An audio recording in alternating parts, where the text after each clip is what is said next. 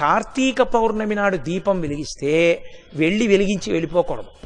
కొవ్వొత్తితో అస్సలు వెలిగించకూడదు దీపాన్ని. ఎందుకంటే అది చచ్చిపోయిన జంతువు యొక్క కొవ్వుతో తయారు చేయబడుతుంది. వెంటనే ఆ దీపం అపవిత్రం అవుతుంది. కాబట్టి కొవ్వొత్తులతో వెలిగించకూడదు, అగ్గిపుల్లతో వెలిగించకూడదు.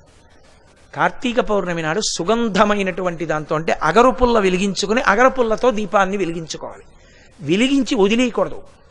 దాంట్లోకి వెంటనే అక్షతలు తీసుకుని చేత్తో పట్టుకుని దామోదరమావాహయామి అని కానీ త్రయంబకమావాహయామి అని కానీ 2 మాటలలో ఏదో ఒకటి చెప్పాలి. అంటే దామోదరుణ్ణి కానీ త్రయంబకుణ్ణి కానీ దీపం మీదకి ఆహ్వానం చెయ్యాలి. ఎక్కడైనా చెత్త ఉండిపోయినా కూడా రేపు లౌకికాగ్నితో వెలిగించకూడదు. ఈ ఆవాహన చేయబడిన దీపంతో వెలిగించి ఆ దీపం దగ్గర నిలబడి ఒక మాట చెప్పాలి అందరు. కీటాః పతంగాః మశకాశ్చ విప్రాః